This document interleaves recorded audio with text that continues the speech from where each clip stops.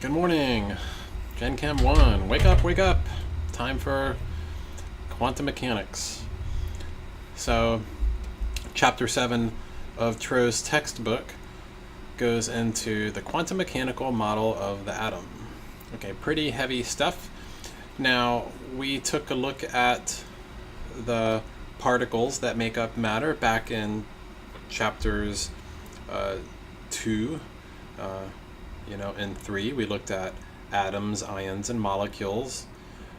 And then we got into chemical reactions in chapters 3, 4, 5, and 6. Well, chapters 7, 8, and 9, and 10, we go back and we focus on those particles of matter, but in a lot more detail, beginning with just electrons and atoms. Okay, so chapter 7, you can see the outline of the chapter right here. 7.1, Schrodinger's cat, one of the cool paradoxes of quantum mechanics. The nature of light is discussed, and also some interesting properties of atoms and the Bohr model of the atom, wave nature of matter, and the uncertainty principle, a lot of stuff. Okay, so this chapter is a pretty complicated chapter, especially if you haven't studied quantum mechanics before. And I had a lot of fun assembling my notes for this chapter, so I hope we're able to make it through, perhaps a little less painfully than just giving you the textbook and saying, here you go. So let's take a look at the notes. Okay, chapter 7, quantum mechanical model of the atom. Now, quantum mechanics was developed in the early 20th century. And by the early 20th century, matter was beginning to be studied on a smaller and smaller level, even subatomic. The protons and electrons were being discovered about that time. Okay, cathode ray experiments, atomic emission experiments. These were laboratory methods that were probing the inside of an atom. And it was found out that a new model was needed to describe the behavior of really small objects like protons and electrons. The old model didn't work. Before we get into the new quantum mechanical model, let's take a look at that old model, which is called classical theory or classical mechanics. Now, classical mechanics had been around for a couple hundred years, and it worked really well. It was thought to explain everything. It was authored by Sir Isaac Newton, who lived from 1642 up to 1727, but lots of other scientists helped develop the science, as the years went by. And by the time of the early 20th century, a lot was, figured out. It was thought everything. And then a revolution happened in science. But anyway, let's take a look at classical mechanics. Newton studied the motions of different objects, and that's what classical mechanics pretty much applies to. It describes the motion of all objects, it was thought. It turns out that it didn't really work very well once you start looking at smaller and smaller, atom or subatomic sized objects. Okay, but it was thought to describe the motion of all objects. And Newton had several laws of motion that he developed. So he looked and observed nature and observed all different kinds of objects and the way they moved. And he came up with several laws of motion that kind of summarized all of those observations. Now, we're not going to go into Newton's laws of motion, but if you take physics, you'll study them in pretty good detail. But in essence, in summary, what these laws of motion say is that if the current state of a particular object is known, that means we know its position, exactly where it is, its velocity, how fast it's moving and in what direction, its mass, so how heavy it is, and all forces that are acting on it, so everything that's pushing that object. If we know all of that information about the object, then its past and future states may be calculated with certainty. In other words, we can predict where the object's going to be 10 seconds from now. Or we can also, calculate where it was 10 seconds in the past. We can figure out basically, what this object has done and where it's, going to go with very high certainty. For example, suppose we have a baseball.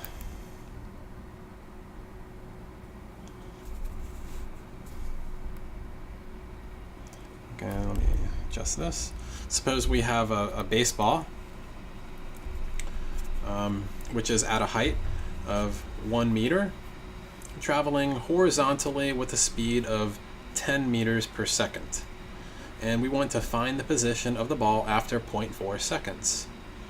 So you can draw, a diagram, a Cartesian coordinate system.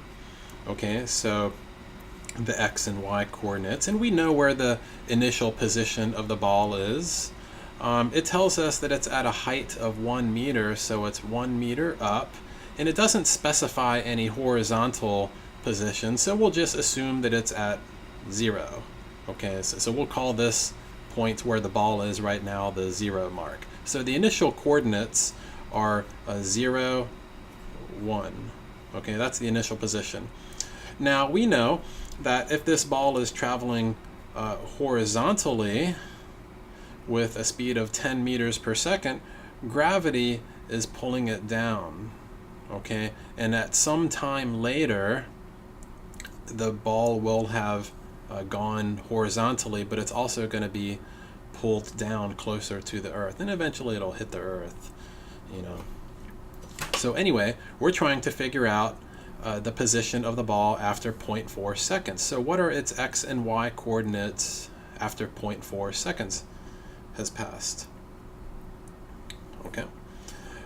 Now, these two coordinates can be figured out using Newton's 3 laws of motion, and we're not going to get into where these equations come from, but they're derived from Newton's laws of motion. Okay, so you can derive the equations of motion for figuring out the x and the y coordinates. So the x coordinate after a certain amount of time has passed is equal to the initial x coordinate plus the velocity in the x direction times the time that's passed plus 1/2 times the acceleration in the x direction times the square of the time that's passed. And a similar equation for the y coordinates. Now, the initial x coordinate is 0. So this term is going to cancel off. The velocity in the x direction, the horizontal velocity, is 10 meters per second. Right? It's traveling at a velocity of 10 meters per second. And so this does have some velocity, and so this term is not going to cancel off, but there is no acceleration in the x direction. It's not speeding up or slowing down. There's no forces at work in the x direction. That's where the acceleration comes from. Whenever you have a force, that affects the acceleration. But the problem didn't say anything about any forces in the x direction, so there's no acceleration. We assume that it keeps on going at 10 meters per second. Okay, and so the acceleration is 0, and so the only term that's left here is the velocity in the x direction times the time. And if we plug in the velocity in the x direction and the time that's passed, 0.4 seconds, then 10 times 0.4, we get 4, and the units are meters. So it's traveled the distance of 4 meters after 0.4 seconds. If we do this for the y direction, The initial y coordinate is 1 meter. Okay, so that doesn't cancel.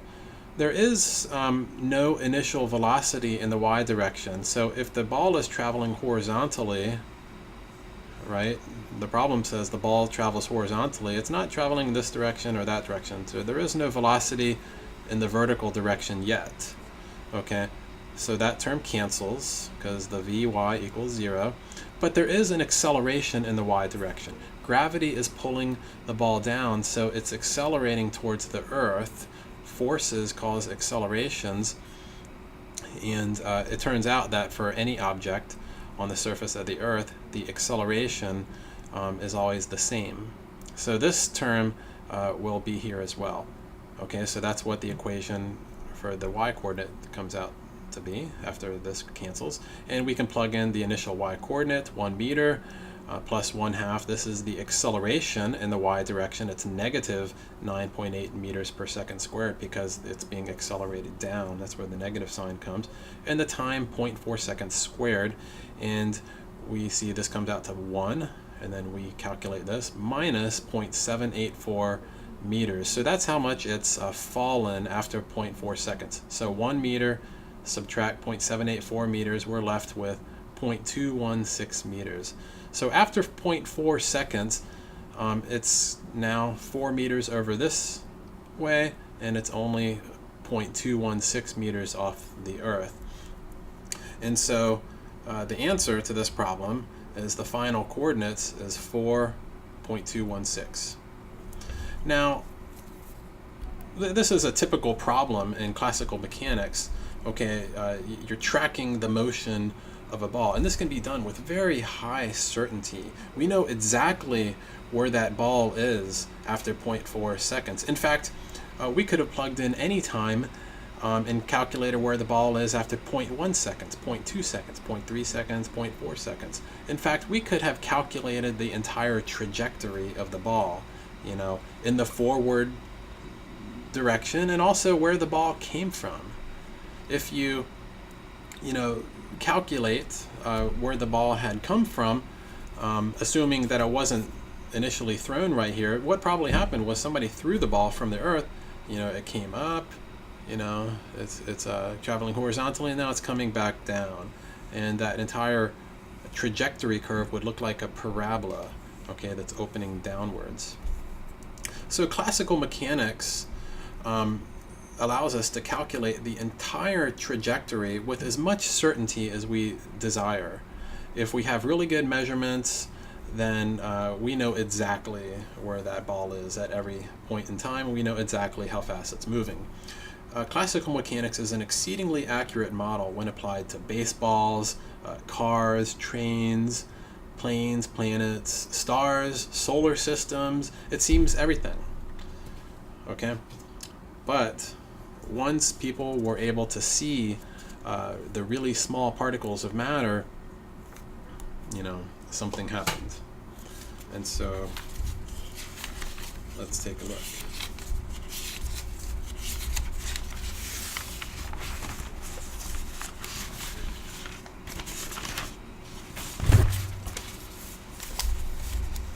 So as systems get smaller and smaller, classical mechanics gets less and less accurate.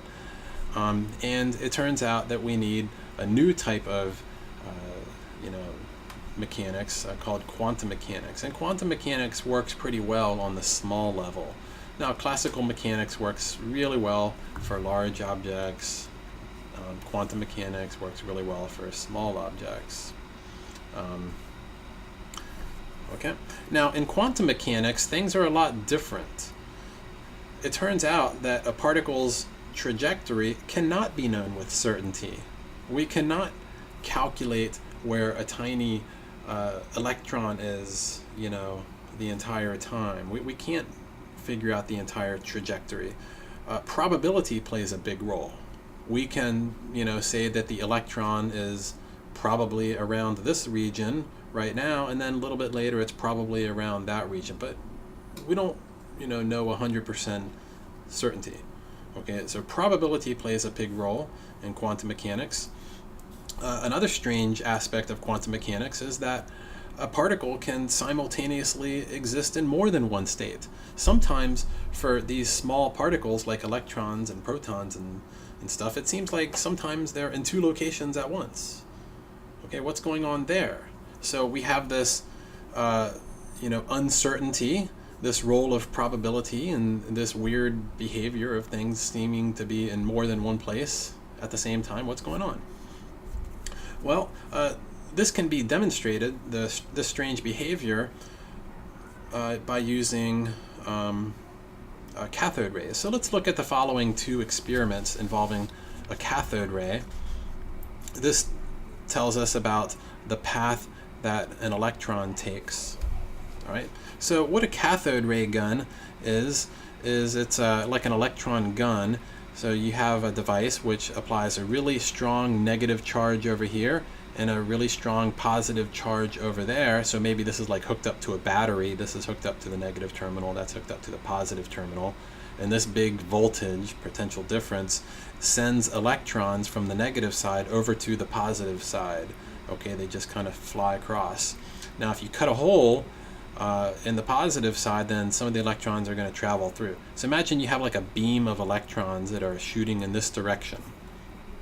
All right, and you aim these at a barrier that has a single slit in this. So this is called the single slit experiment.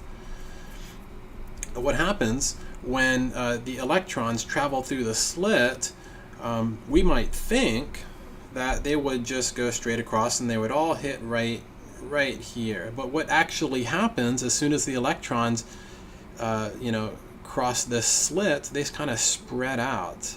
Okay, they're deflected. Some of them travel in this direction, some of them travel in that direction, and it's kind of weird. The electrons are traveling the same path over and over, but they don't always hit the same spot over and over and over again. Sometimes you'll even see an electron hit way over there or way over there. So there's a deflection. Now, we can say that most of the electrons will hit right here opposite the slit, but there's a small probability that some of them will hit over here, or maybe some of them will hit over there. Okay, so probability does play a big role. We never know for sure where the electron strikes. Okay, if you fire this gun, you keep on firing it, over time you would see this pattern emerge. So most of the electrons would hit here with a small probability of seeing one there or one down there. So this is called the deflection width or the diffraction width, and that's called the slit width. Now, it's interesting, if you make this slit more narrow, you might think that decreases the deflection width. It doesn't. It actually spreads it out. So making the slit more narrow causes a larger and larger diffraction width. So making delta x smaller causes delta y to be greater. Another interesting experiment is seen when the electrons are shot through a double slit. So here, I don't know if you can see that double slit. Try and show you a little bit better. Okay, so you got some electrons being fired, and there's two slits this time. All right, so you might think there being two slits that you have electrons going through both of the slits, and so there would be like twice as much hitting this detector over here, and that's kind of true. However, you also see gaps where the electrons are striking. So there's a high probability of seeing an electron hitting right here, but there's no probability of seeing it hit right there. So all of a sudden, this strange diffraction pattern is generated just by the presence of the second slit. Now, a good explanation, a good initial explanation might be, well, if you have lots of electrons going through these slits, then maybe as one goes through this one and another one goes through that one, they kind of, bounce off of each other or something, or they interact with each other somehow and cause them to be, moved away. And for some reason, the rules of interaction means no electrons can hit right here or right there or right there. So the electrons, traveling through the slits at the same time might interact with each other, causing this pattern. But the interesting thing is, if we slow this gun down and we only fire one electron at a time, right? One electron at a time. Now, that the electron has to go through either this slit or that slit, you would think, right? And so, it's like doing a single slit experiment over and over and over again. As the electron beam, is going over here, the electron is either going through this one or it's going through that one. And it's like you're doing the single slit experiment over and over again. You would think you would generate this kind of pattern if you slow that gun down, but you don't. You get the same pattern. If you let this thing continue after you fired 1 million electrons, you would have generated, this same diffraction pattern. It's kind of like if that single electron, as it's traveling, gets close to the barrier, it senses that there are two holes, and it kind of goes through both of them at the same time. It's like it has to go through both at the same time because, it just, has to do something different, right? If it goes through one slit, then we know what sort of pattern that gives us, but it must somehow go through both slits at the same time, right? Now this strange behavior right here, the diffraction pattern of electrons, these strange gaps are explained by thinking of electrons as waves, as we'll see a little bit later. Okay? So anyway, electrons have this weird behavior. We don't know for certain what they're going to do. We can only say with probability. And we also seem to observe that electrons, pass through multiple slits at the same time. It's kind of like they're in two places at once, okay? Or in two states at once. So that's really weird. So quantum mechanics is what we use to explain this phenomena. And as we'll see, it does describe this strange behavior of electrons. It also is used to describe the behavior of electrons around an atom, which is, what we're more interested in. We're interested in atoms and molecules, okay? So first, we'll study electrons, and then we're going to get into the electrons around atoms and molecules. Quantum mechanics tells us why electrons determine the chemical and physical properties of an element. Okay, why certain atoms form -1 ions and others +2 ions, right? Why certain atoms bond to each other and other ones do not, and many, many other things.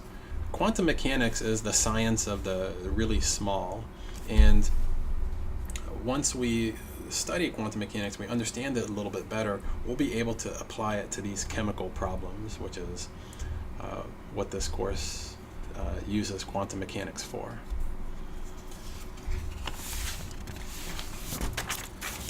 So, to study electrons, we're first going to study light. It turns out that electrons are very closely associated with light anyway. In fact, if you have a shaking electron, so if an electron shakes back and forth, that generates light. So here's an electron shaking back and forth, all of a sudden light comes off. So a shaking electron generates light, and light striking an electron causes it to shake. So if you have an electron here, okay, and it shakes, that generates light. And also, if you have an electron here and light hits it, it causes it to shake. Okay, so a very close association between electrons and light. It turns out that they both have a dual wave particle nature, and that kind of explains why they're so closely related. Electrons and light can be thought of as being particles and or waves. at the same time. We'll talk about this wave particle nature a little bit more later. But first, let's examine light, because this gets us into something more familiar.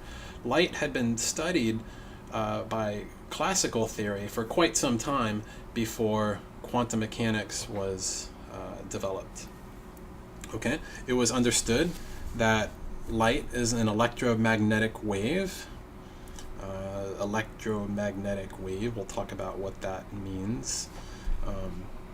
And we say that light is a type of energy that travels as an oscillation, like a wave. That's what a wave is. It's a type of energy that travels as a wave or an oscillation in the electromagnetic field which fills up space. Now that's a heavy statement right there. Okay, there's a lot of stuff inside that statement. We have to dissect that a little bit to wrap our heads around what an electromagnetic wave is, what the electromagnetic field is, that fills up space.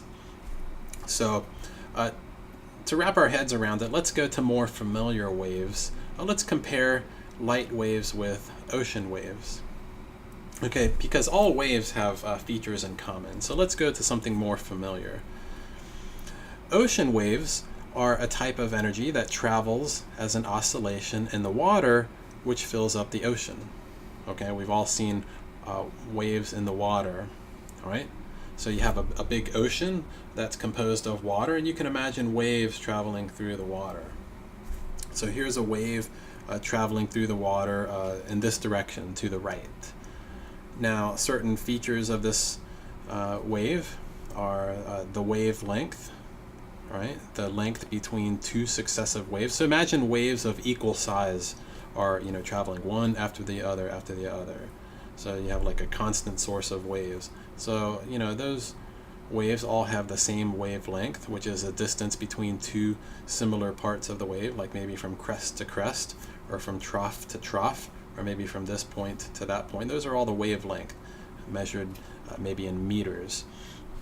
We can also ask about how fast the waves are moving, the velocity in meters per second. So how fast are these guys moving to the right? We can also ask about the amplitude. So, how tall are the waves? That's the amplitude. And then finally, the frequency, which has units of 1/seconds. What the frequency is how many waves pass by per second. So imagine you're standing right here, like on the, or maybe you're even like a little bug floating in the water, okay? And you pretty much travel up and down. So how many waves, pass by per second? Is it 10 wavelengths per second? Is the frequency 10 per second? Is it 20 waves per second? Is it 20 per second? So that's what this means. How many per second pass by? So it turns out the velocity, the wavelength, and the frequency are all related by this equation. The velocity equals the frequency times the wavelength. And you can see that their units work out. So these units multiply together to give you those units. Don't be confused by the notation for velocity versus frequency. They look very much the same, but try not to let that confuse you. This is the Greek letter nu. Okay, it's kind of a curved portion over here. So try to, keep those separate. So make sure, when you see something that looks like a V, whether it's the frequency or velocity. Okay, so using this equation, we can make certain calculations, and suppose we want to calculate the frequency of waves of wavelength 10 meters traveling with the velocity of 10 meters per second. And then we'll repeat this calculation for waves of wavelength 5 meters, okay, using the same velocity. So when the wavelength is 10 meters and it travels at 10 meters per second, to solve for the frequency, that equals the velocity over the wavelength. So if we solve for the frequency, the wavelength would come downstairs on the other side. So that's the velocity over the wavelength. We plug in the velocity and also the wavelength and do the calculation. We get 1.0 per second. So that is 1 wavelength passes by per second. So here's that person standing here, they're watching these waves come. He sees 1 wave per second pass by. Now, what happens if the wavelength is cut in half to 5 meters, but it travels with the same velocity? So you can imagine this person standing here, the wavelength is now half of what it was, but they're traveling at the same speed. He should see more waves pass per second, so a larger frequency. And if you calculate the frequency, velocity over wavelength, you plug in the values, you get 2 per second. So 2 wavelengths pass by per second. We can say that there's more energy traveling through the water. You know, a larger frequency, you got more waves traveling through the water, there's more energy. All right. So not only the amplitude, how tall the waves are, but how frequent they occur. The frequency, the higher the frequency, the more energy is passing by. So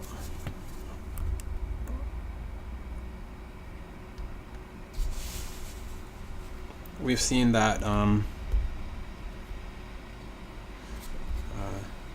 we can describe ocean waves as an oscillation in the height of the water which fills up the oceans. So imagine you got some big ocean right here. What a wave is it's an oscillation in the height of the water. So you have some sort of energy traveling through the ocean, and it's basically the wave is right here, and then this is moving in this direction. You might have another wave over here moving in that direction. They might even cross paths and interact somehow. But it's not really water that's moving in this direction, because if you're a bug floating on top of the water, you're just going to be bouncing up and down as that wave travels by. It's energy that's traveling by. Okay, so it's basically just an oscillation type of energy, a wave energy that's passing by. Okay. Now, light waves, on the other hand, are oscillations in the magnitude of the electromagnetic field which fills up space. So let's take a closer look at what the electromagnetic field is and see what these waves are that pass through the electromagnetic field that fills up space. This is kind of like the ocean. The electromagnetic field is kind of like the ocean, and light is like waves that pass through this ocean, okay, that fills up space. To wrap our heads around the electromagnetic field, it helps to separate the electrical properties from the magnetic properties. So imagine you have a single electric charge, like maybe a proton right here. We say that that proton distorts the electric field around it, okay, or it generates a stronger electric field around it. So there's now a strong electric field that surrounds this proton. And what the electric field is suppose we took another proton and we put it right here. So this is positive and the other proton is positive. The other proton would experience a force pushing it away. And if we put that proton a little bit farther away, like over here, it would experience a force pressing it away in this direction, maybe a little bit weaker. Okay, since it's farther away. If you put the proton very close to the other proton, then the forces would become greater. Okay, so basically that's what the electric field is. It tells you what direction charges would be pushed or pulled if they're placed in the vicinity of other charges.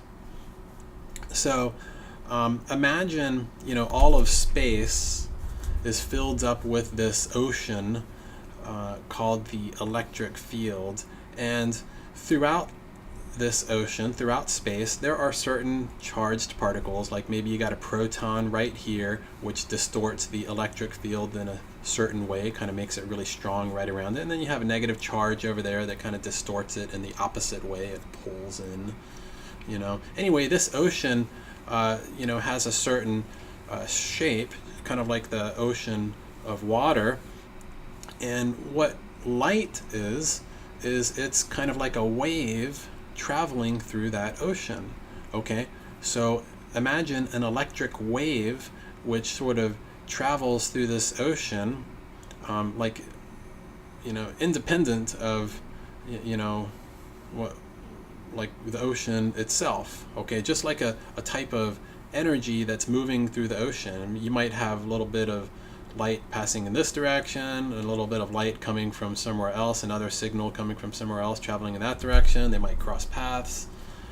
Okay, so that's the electric field ocean. Now, at the same time,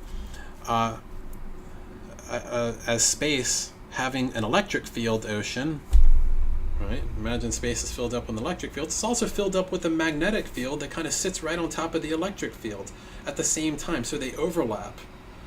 Okay, the electric field you can think of as being affected by charges. The magnetic field is like magnets.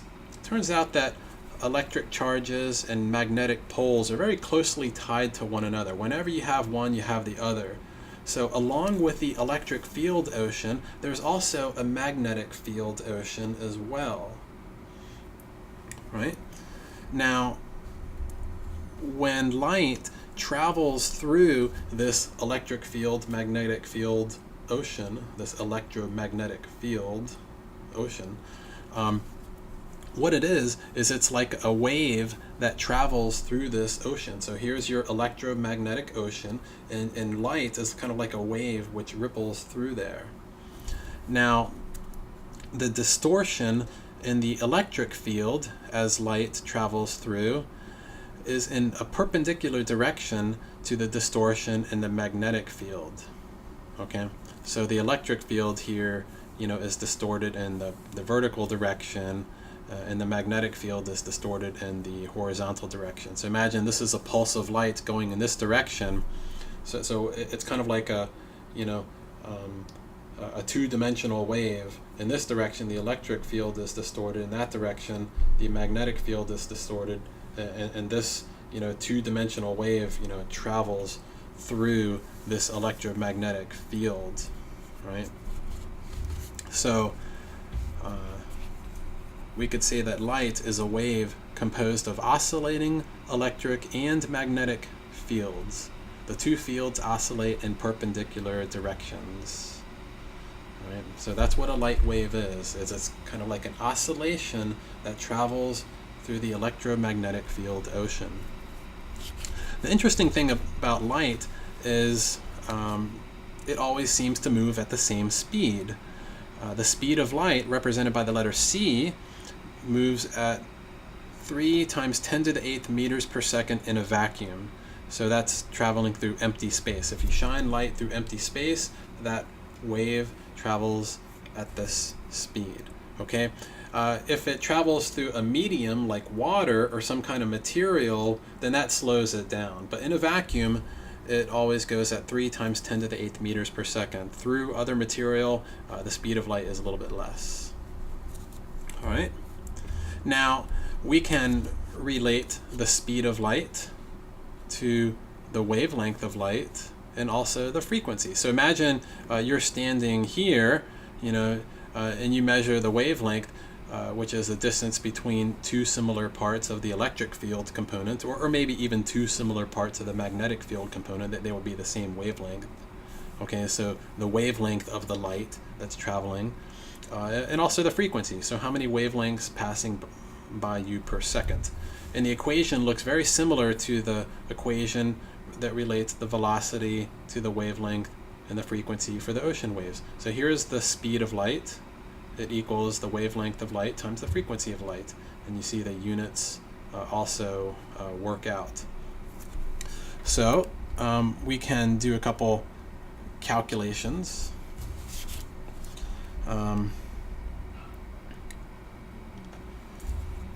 Let's calculate the frequency of red, green, and violet light waves. Now, different colors of light are different wavelengths, okay? So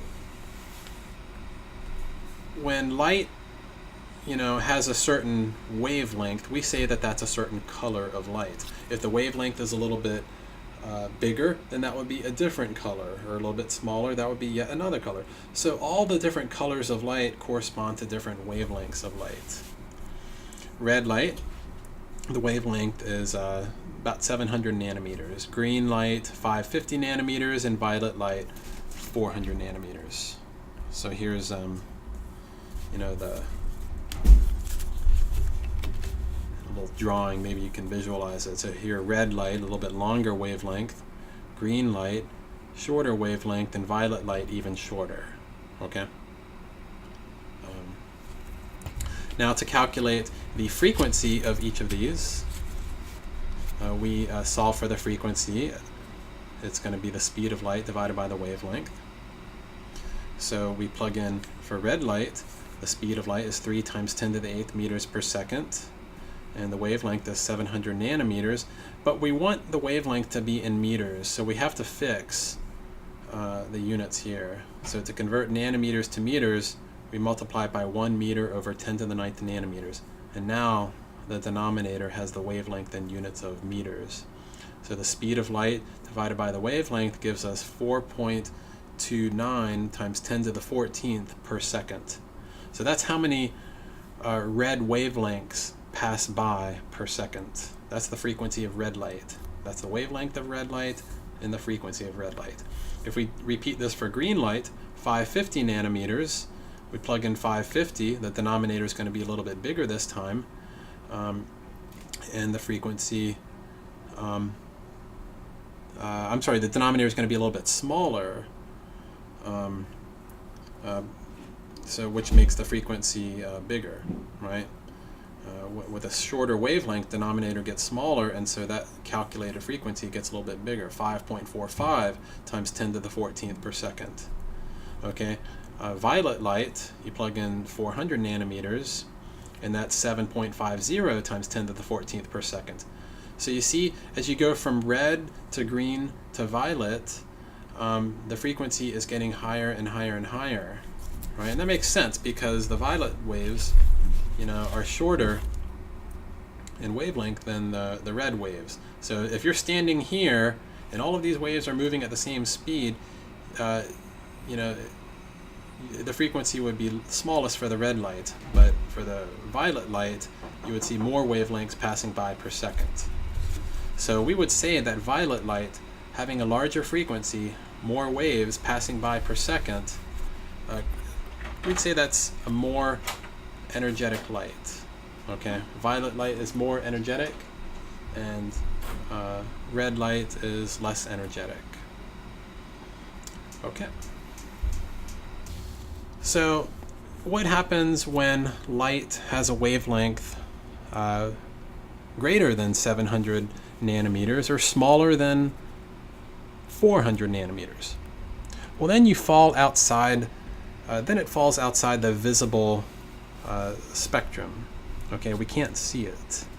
It turns out that the visible portion of light is a very narrow portion of the whole electromagnetic spectrum.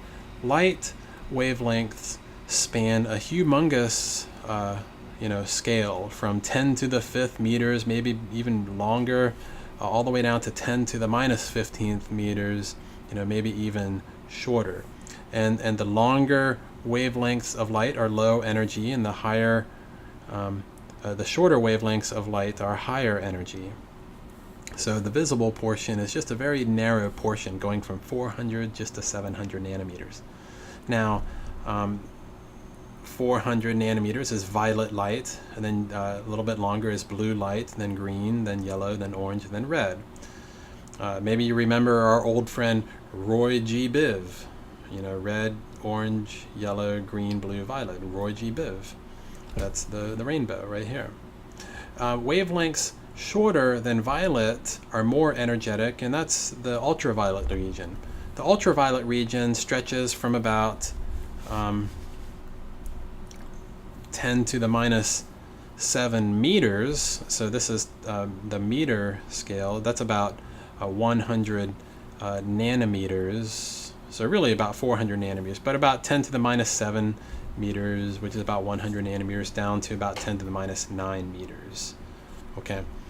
And then shorter than that, you get into the X-ray region, and that goes from 10 to the minus 9 meters down to 10 to the minus 11 meters. So very short wavelengths of light. Even shorter than that, you get into the gamma ray region, 10 to the minus 13 meters. X-rays have a wavelength about the size of an atom. An atom is about 10 to the minus 10 meters. So gamma rays, their wavelength is much shorter than the size of an atom. Longer wavelengths are more low energy light. Okay, longer wavelengths than red, you get into the IR region. Okay, even longer than that, you get into the microwave region, and then even longer than that, you get into the radio waves. So radio waves are about from about 1 meter all the way to hundreds of thousands of meters long. Okay, and for each wavelength, you could ask about the corresponding frequency. Remember, the wavelength times the frequency gets you the speed of light. So whatever the wavelength is, you multiply it by the frequency, you get 3 times 10 to the 8th meters per second. So there's the electromagnetic spectrum right there. Now, some interesting characteristics of waves are interference and diffraction. So in our next little video, we'll look at these two characteristics of waves and what they tell us about the behavior of light and eventually the behavior of electrons. So stay tuned for that. Aloha.